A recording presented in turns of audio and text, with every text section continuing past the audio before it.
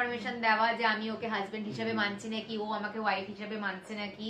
তিনজন সাক্ষী লাগে, ওদেরকে ফোন করছি, ফোন করে কিছু বলছি, তখন আমি বলছি যে আমি অনুপ চক্রবর্তীর ওয়াইফ বলছি। আমি ওকে বলে দিয়েছিলাম যে আমি যদি ওই ডেটটা না পাই আমি কিন্তু এই বছর বিয়ে করব না, আবার সামনের বছর আমরা ট্রাই করব। 60 to 40 ডেজ এর মধ্যে ফর্ম ফিল আপ করতে হবে। না, আমাদের এক বছর আগে থেকে করা প্ল্যান, এক একটা ছোট ছোট করে জিনিস গুছিয়ে আমাদের তোলা। Hi guys, good afternoon and welcome back to a new vlog. আজকের vlogটা হতে চলেছে আমাদের registry marriage story time video part 2, so দেখতে থাকো ফুল vlogটা। বাট আজকের vlogটা স্টার্ট করার আগে চলো জলদি একটা রিক্যাপ করে নিই যে লাস্ট স্টোরি টাইম ভিডিওতে তোমাদের সাথে কি কি শেয়ার করেছিলাম। আজকে হবে হচ্ছে রেজিস্ট্রি, যে আমরা কিভাবে এক্সিকিউট করলাম। আমরা সম্পর্কে আসার পর থেকেই আমরা জানতাম যে we are going to get married. বাচ্চা ছেলে মেয়ে কথা বলতে এসছে, একটু বেশি দাম হাঁকিয়ে বসি। তারপরে আমরা যাই হচ্ছে টপিন রোডে একজন অ্যাডভোকেটের কাছে, যার কাছে ওর মা আর বাবা রেজিস্ট্রি করিয়েছে। এটাও একটা মাথায় মাইন্ডসেট ছিল। হ্যাঁ, বনহুগলির যে ম্যাডাম আছে তাকে আমরা পুরোপুরি 100% রিজেক্ট করে দিয়েছি। তারপরে ওখান থেকে আমরা যাই হচ্ছে রথতলাতে একজন অ্যাডভোকেটের কাছে। তার বিহেভিয়ার আমাদের খুবই ভালো লাগে, মানে প্রথম দেখাতেই আমরা তাদেরকে খুব পছন্দ করি যে না এরাই হচ্ছে পারফেক্ট আমাদের এর জন্য। বাট স্টিল আমি কি করেছি, আমি ওদেরকে সাইডে রেখে দিয়েছিলাম। 90% আমি শিওর ছিলাম যে আমি ওদেরকে দিয়েই করাবো, পুরোপুরি 100% আমি শিওর হতে পারছিলাম না, যেহেতু আমি আরো বেশি রিসার্চ করতে চাইছিলাম বেসিক্যালি। কারণ আমি ওরকম মেয়ে না যে একটা জায়গায় গেলাম গিয়ে দেখলাম দেখে করে নিলাম। আমি আমরা দুজনেই বেসিক্যালি প্রচুর আমরা রিসার্চ করে তারপরে আমরা স্টেপ গুলো নিই, আমরা হুটপাট কোনো স্টেপ নিয়ে নিই না। 90% তাকে রেখে 10% আমরা একটু খুঁত করছিলাম যে আরেকটু যদি বেটার কিছু পাওয়া যায়। তারপরে আমরা এসেছিলাম হচ্ছে বেলঘড়িয়াতে একজনের কাছে, বাট সেও আর কি সেম কাইন্ড অফ ব্যাপারটা, মানে প্রচন্ড একটা দেরি আছে, এতদিন দেরি। ওরা বেসিক্যালি এরা বুঝতে পারছিল না যে এদের কাছে জিনিসটা রেগুলার বেসিসে, বাট আমাদের কাছে তো রেগুলার বেসিস না। আমাদের এক বছর আগে থেকে করা প্ল্যান, এক একটা ছোট ছোট করে জিনিস গুছিয়ে আমাদের তোলা। হ্যাঁ, তার কাছ থেকেও আমরা খুব একটা ভালো পজিটিভ ভাইব পাইনি, তাই জন্য তাকেও আমরা রিজেক্ট করে দিই। তারপরে ফাইনালি গিয়ে আমরা সেই রথতলার অ্যাডভোকেটকেই চুজ করি যে আমাদের রেজিস্ট্রি করিয়েছে। ম্যাডামের মেয়ে, যে অ্যাসিস্ট্যান্ট, প্রত্যেকজনের বিহেভিয়ার খুবই ভালো। অ্যান্ড এই যে তোমাদেরকে যে পুরো স্টোরিটা বললাম যে একে চুজ করিনি, ওকে চুজ করেছি, ওকে চুজ করিনি, ওকে চুজ করেছি, এইটা কিন্তু একদিনে হয়নি, দিনের পর দিন এটা আমরা করে গেছি। অলমোস্ট 1 মাস আমাদের লেগেছে একটা ম্যারেজ রেজিস্ট্রার খুঁজতে, 1 মাস লেগেছে। তারপরে প্রত্যেক জনের কাছে গিয়ে আমরা অনেক ডিফারেন্ট টাইপের ইনফরমেশন পেয়েছি। তার কাছে রেজিস্ট্রি করাতে গেলে তোমাকে এত পে করতে হবে, বা তুমি হাতে মেহেন্দি পরলে চলবে না, বা তোমাকে কি ড্রেস, ফটো তোলার জন্য ব্যাকগ্রাউন্ডে হোয়াইট রাখতে হবে, কি ড্রেস পরা যাবে ফটোতে, পাসপোর্ট ফটোর কথা বলছি, কি ড্রেস পরা যাবে না যাবে, অনেক কিছু ইনফরমেশন আমরা কালেক্ট করি। আর যেটা সবথেকে একটা মেন আর ভাইটাল ইনফরমেশন আমরা পাই, সেটা হচ্ছে রেজিস্ট্রি করার তুমি যদি কোনো পারফেক্ট তুমি ডেট চাও, সেই ডেটটা পেতে গেলে তোমাকে 60 to 40 ডেজ এর মধ্যে ফর্ম ফিল আপ করতে হবে। না, 60 to 40 ডেজ, 3 মাসের মধ্যে ফর্ম ফিল আপ করতে হবে। 60 to 40 ডেজ এর মধ্যে আমার মনে আছে। 60 to 40 ডেজ এই টাইমের মধ্যে তোমাকে ফর্ম ফিল করতে হবে। তুমি অবভিয়াসলি এর আগে করতে পারো, বাট তুমি যদি 40 ডেজ এর পরে গিয়ে করো তাহলে তুমি তোমার ডেট পাবে না, পছন্দের ডেটটা পাবে না। হ্যাঁ, ওদের যে ডেটে পাওয়া যাবে বা ওদের যে ডেটে ওরা যে ডেট তোমাকে দেবে সেই ডেট তোমাকে আসতে হবে। তো আমাদের যেহেতু মাইন্ডে একটা ডেট সেট আছে অলরেডি 1 বছর আগে থেকে, যে জানুয়ারির 15 তারিখেই আমরা করব, তো তাই জন্য আমাদেরকে অনেক আগের থেকে ফর্ম ফিল আপ করতে হয়েছে। অ্যান্ড এখনো অব্দি আমার মনে আছে যখন কথাবার্তা বলে সবকিছু করে আমরা যেদিনকে ফটো তুলে, পাসপোর্ট সাইজ ফটো তুলতে গেছিলাম আমরা একসাথে একটা জায়গায়, তারপরে হচ্ছে সব রকমের ডকুমেন্টস যেগুলো লাগে সেগুলোর জেরক্স করা, মানে অরিজিনাল কপি বের করা, সবকিছু করা, সেগুলো আমরা সব করেছি। করে আমরা নভেম্বরের 6 তারিখে ফর্ম ফিল করতে গেছিলাম। আমার ডেটটাও মনে আছে। আমার তো কিছু ডেট ফেট মনে থাকে না, পার্টিকুলার ডেট মনে আছে কবে বিয়েটা করেছিলাম, বাট সবটাই মনে আছে। নভেম্বরের 6 তারিখে আমরা ফর্ম ফিল করেছিলাম, আর গিয়ে ওদেরকে বলেছিলাম জানুয়ারির 15 তারিখে আমাদের ডেট চাই। তো আমরা অনেক দিন আগে করেছিলাম, চুজ করেছিলাম যে না আমরা অনেক আগে থেকে করে রাখবো যাতে আমাদের কোনো রকমের টেনশন না থাকে। তাও টেনশন ছিল। কারণ আমি ওকে বলে দিয়েছিলাম যে আমি যদি ওই ডেটটা না পাই আমি কিন্তু এই বছর বিয়ে করব না, আবার সামনের বছর আমরা ট্রাই করব। 15 তারিখটা আমাদের কাছে ইম্পর্টেন্ট ছিল। তো তারপরে হচ্ছে নভেম্বরের 6 তারিখে আমরা ফর্ম ফিল করি একসাথে। আমাদের ফিঙ্গার প্রিন্ট নেওয়া হয়, আমাদের ফিঙ্গারের ছাপ, মানে যে কালি দিয়ে যে ফিঙ্গারের ছাপ নেওয়া হয় সেগুলো ওখানে, আমাদের যে সাইন করা, একসাথে ফর্ম ফিল আপ করা, সব ডকুমেন্টস জমা দেওয়া। ওখানে এক্সট্রা যা আমরা পেমেন্ট করে এসেছি, এক্সট্রা মানে অ্যাডভান্স পেমেন্ট যেটা আমরা করে এসেছি, সেখানে পেমেন্টের ওখানে ওর নাম লেখা, আমার নাম লেখা, হাজবেন্ড অ্যান্ড ওয়াইফ লিখে কত কি পেমেন্ট করেছি না করেছি এরকম করা। তো আমার খুব তখন মানে যখন কাজগুলো করছিলাম মনের মধ্যে খুব বাটারফ্লাইজ হতো যে আমি যখনই ওদেরকে ফোন করছি, ফোন করে কিছু বলছি, তখন আমি বলছি যে আমি অনুপ চক্রবর্তীর ওয়াইফ বলছি। তো তো ওটা আমার একটা খুব মানে এক্সাইটেড হয়ে যেতাম আমি, খুব এক্সাইটমেন্ট ছিল আমার মধ্যে ওই টাইমগুলোতে। তো তারপরে ফর্ম টর্ম ফিল আপ করা, everything done and dusted.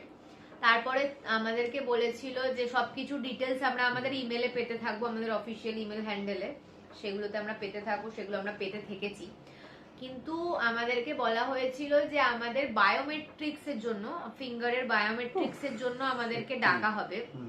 But সেটাকে নিয়ে আমরা অনেকটা বেশি মুশকিলে পড়ে গেছিলাম। কেন কি, এটা পুরোটা যেহেতু একটা অনলাইন ওয়ার্ক, আর এটা গভর্নমেন্ট অফ ইন্ডিয়ার আন্ডারে অনলাইন ওয়ার্ক, তো কি ওই তখন যে নভেম্বর ডিসেম্বর ওই টাইমে, জানুয়ারির টাইমে যে অ্যাকচুয়াল যখন সবার বিয়ে চলে, ওটা তো একটা বিয়ের সিজন বলতে গেলে। তো এবার তখন কি হচ্ছিল, পার ডে এত বিয়ে হচ্ছে, এত বিয়ে হচ্ছে, এত বিয়ে হচ্ছে যে অনলাইনের যে পোর্টালটা সার্ভার ডাউন হয়ে যাচ্ছিল। কারুর ফিঙ্গারপ্রিন্ট নেওয়া হচ্ছিল না, বায়োমেট্রিক্স করানো হচ্ছিল না, আমাদের কাছে ইমেল আসছিল না যে আমাদেরকে কবে বায়োমেট্রিক্স করাতে যেতে হবে।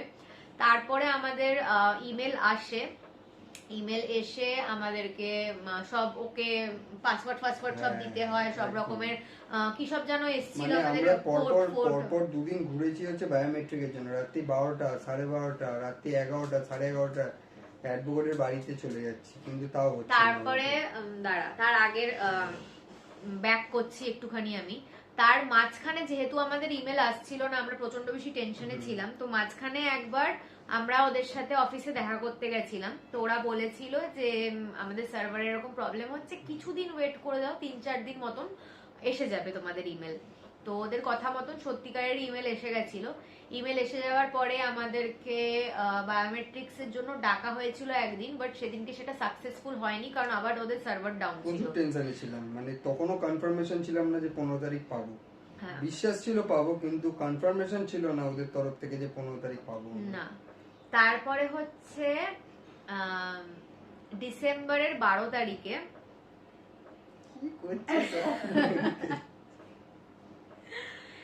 ডিসেম্বরের 12 তারিখে আমার মনে আছে এক্স্যাক্টলি, আমরা বায়োমেট্রিক দিতে গেছিলাম। তাও কোথায়, ওদের অফিস হচ্ছে আমাদের বেলঘড়িয়া রত্তলাতে, বাট ওদের নিজস্ব বাড়ি হচ্ছে ওর বাড়ির পাশে, আমার স্কুলের পাশে, সেন্ট্রাল মডার্ন স্কুলের পাশে হচ্ছে ওদের নিজের বাড়ি।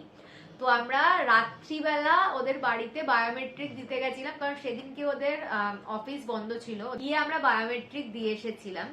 আর সেদিনকে আমরা কনফার্মেশন পেয়েছিলাম যে তোমরা ডেট পেয়ে যাবে, আর কোনো অসুবিধা হবে না, কারণ এখনো অব্দি 1 মাসের বেশি বাকি আছে। আর এটাও বলেছিল ইমেল আসবে, ইমেল আসবে। এবার আবার ইমেল আসছিল না, আবার সার্ভার ডাউন। আবার আমি কন্টিনিউ ওদেরকে ফোন করছি, ও কন্টিনিউ ফোন করছে যে কি ব্যাপার, হবে কিনা, হবে কিনা। তখন বললো যে হ্যাঁ টেনশন করবেন না, হয়ে যাবে, 2-3 দিনের মধ্যে ঠিক মেল পৌঁছে যাবে। আর আমার এক্স্যাক্টলি এটাও মনে আছে যে তারপরে যে আমাদের ডেটটা যে কনফার্ম হয়েছিল সেটার ইমেল এসেছিল হচ্ছে জানুয়ারির 12 তারিখে, ঠিক 1 মাসের মাথায়। জানুয়ারির 12 তারিখে আমাদের কাছে কনফার্মেশন ইমেল আসে যে জানুয়ারির 15 তারিখে এই টাইমের মধ্যে তোমাদের ডেট, তোমাদের অ্যাডভোকেটের কাছে গিয়ে যেতে হবে, সাক্ষীদেরকে নিয়ে সবকিছুর জন্য। এবার আরেকটা ইনফরমেশন তোমাদেরকে দিয়ে দিই, সেটা হচ্ছে যে 3 জন সাক্ষী লাগে। 18 বছরের ওপরে 3 জন সাক্ষী লাগে, যে কোনো জায়গা থেকে তারা আসতে পারে, অল ইন্ডিয়া যে কোনো কিন্তু তাদেরকে ইন্ডিয়ান হতে হবে, এন্ড তাদের ন্যাশনালিটি ইন্ডিয়ান হতে হবে, এন্ড তাদেরকে 18 ইয়ার্স অ্যাবাভ হতে হবে। বাকি যে কোনো জায়গা থেকে যে কেউ করতে পারে, আর 2 জনের তরফ থেকে 3 জন লাগে। যেরকম অনেকের কাছে ভুল ইনফরমেশন থাকে যে 4 জন 8 জন লাগবে, বা 3 জন 6 জন লাগবে, অনেকেই এটা বলেছিল আমাদেরকে। গভর্নমেন্ট রুলসে এটাই আছে যে তুমি দু তরফের মাত্র 3 জন লাগবে, মানে does not matter at all. তোমরা রাস্তা থেকেও লোক যদি তুলে নিয়ে গিয়ে বলো যে আমার জন্য একটু প্লিজ সাক্ষী দিয়ে দাও, সেটাও চলবে, শুধু ইন্ডিয়ান হতে হবে, বাট ইন্ডিয়ান আর 18 বছরের বেশি হতে হবে। আমাদের বেসিক্যালি আমাদের বন্ধু বান্ধবরাই এসেছিল, হ্যাঁ, অফিসের কিছু কলিগ এসেছিল, এমনি নিজস্ব কিছু বন্ধু বান্ধব এসেছিল, তাদের মধ্যে মিলিয়ে গুছিয়ে 3 জন। আরো অনেককে আমরা ডেকেছিলাম যারা আসতে পারেনি। তো এনিওয়ে, তারপরে হচ্ছে কাট টু দ্য মেন ডেট, সেটা হচ্ছে জানুয়ারির 15 তারিখে। আমাদেরকে ওরা টাইম দিয়েছিল 6টা 6:30, বাট ওদের একটু প্রবলেম যেটা আমি ফেস করেছি ওদের এই অ্যাডভোকেট ম্যাডামের সাথে, সেটা হচ্ছে যে উনি যেহেতু হাইকোর্টে কাজ করে, তো তাই জন্য ওনার টাইমের কোনো ঠিক নেই, থাকে না ব্যাপারটা। তো উনি 6টা 6:30 আসতে বলেছিলেন আমাদের, আমরা 7টার মধ্যে পৌঁছে গেছিলাম। 6টা 6:30টার মধ্যেই আমরা পৌঁছে গেছি, কিন্তু রেজিস্ট্রি আমাদের ডান হয়েছে, দেবাংদারা 7টার মধ্যে এসেছিল, রেজিস্ট্রি আমাদের ডান হয়েছে 9টায় গিয়ে। রেজিস্ট্রি আমাদের গিয়ে হয়েছে, ওরা এসছে হচ্ছে 8:30 9টা নাগাদ। তারপরে আমাদের প্রসেস স্টার্ট হয়েছে, সবকিছু কমপ্লিট হয়েছে। আমাদের অফিসিয়াল ইমেল যেরকম আসে সেটা এসে তারপরে ওখানে কনফার্মেশন দেওয়া যে আমি ওকে হাজবেন্ড হিসেবে মানছি নাকি, ও আমাকে ওয়াইফ হিসেবে মানছে নাকি, যারা সাক্ষী ছিল তাদের সাইন, তারপরে তাদের ডকুমেন্টস কালেক্ট করা, তারপর হচ্ছে অ্যাডভোকেটের সাথে আমার ওর আর 3 জন সাক্ষী তার ফটো তোলা, অ্যান্ড বাকি আরো ফ্রেন্ডরাও গেছিল যারা সাক্ষী দেয়নি। মানে বেসিক্যালি আমরা ওখানে একটা সেলিব্রেশন টাইপের করতে চেয়েছিলাম ফ্রেন্ডসদের সাথে, এমন না যে সাক্ষী দিলেই তুমি আসো, নালে তোমার এসে কোনো লাভ নেই। দিনটা খুব ভালো ছিল, আমার এখন অব্দি মনে আছে। অনেক কিছু করেছিলাম, সকাল থেকে রেডি হওয়া, একই টাইপের জামা কাপড় কেনা। তো জামা কাপড় একটা খুব ভাইটাল জিনিস, যেটা তোমরা হয়তো আমাদের রিলে বা ফটোতে তোমরা দেখেছো যে আমরা ম্যাচিং জামা কাপড় পরেছিলাম, এন্ড ব্লগেও তোমরা দেখেছো বেসিক্যালি জামা কাপড়গুলো আমরা মিন্ত্রা থেকে অর্ডার করেছিলাম। ও আমাকে ওটা অ্যানিভার্সারিতে দিয়েছিল, আমি ওকে ওটা অ্যানিভার্সারিতে দিয়েছিলাম। তো সেই জামা কাপড়গুলো একসাথে মানে সার্চ করা, মানে দিনের পর দিন মিন্ত্রাতে আমরা সার্চ করছি, আজিওতে সার্চ করছি, সব রকমের যত অনলাইন অ্যাপ্লিকেশন আছে সব জায়গায় সার্চ করছি। শুধু অনলাইন অ্যাপ্লিকেশন কি, শ্যামবাজারে গিয়ে, বাজার কলকাতায় গিয়ে, সিটি মার্টে গিয়ে, গোষ্ঠীর যত দোকান আছে, ম্যাক্সে গিয়ে, প্যান্টালুন্সে গিয়ে, এমন কোনো জায়গা নেই যেখানে আমরা গিয়ে সার্চ করিনি। লুকটা আমার খুব ইচ্ছা ছিল আমি একটা পাঞ্জাবি টাইপের লুক করব, তাই জন্য আমি চূড়া অর্ডার করেছিলাম, যেটা হচ্ছে পাঞ্জাবি ব্রাইডদের একটা ভাইটাল জিনিস। তো সেটাকে আমি অর্ডার করেছিলাম, ওকেও প্রচন্ড হ্যান্ডসাম দেখতে লাগছিল ওই কুর্তাটা পরে, এন্ড আমাকেও জানি ভালোই লাগছিল। তো এনিওয়ে, ড্রেসের ব্যাপারটা এটা হয়ে গেল। আর কিছু কি বলতে ভুলছি আমরা? হাই গাইস, সো আজকের মতন রেজিস্ট্রি স্টোরি টাইম ব্লগটাকে এখানেই এন্ড করছি। একটু বড় হয়ে গেছে, কষ্ট করে দেখে নিও, বাট এইটা তোমাদেরকে আমি অ্যাসিওর করতে পারি যে এটার পরে পার্ট 3ও আসতে চলেছে। ইয়েস, তো ওয়েট ফর পার্ট 3। তো আজকের মতন ব্লগটাকে এখানেই এন্ড করলাম। যদি ভালো লেগে থাকে then please do like, comment, share and subscribe to our YouTube channel, and don't forget to follow us on Instagram as well as Facebook. আবার খুব জলদি একটা নতুন ব্লগ নিয়ে দেখা হবে। বাই।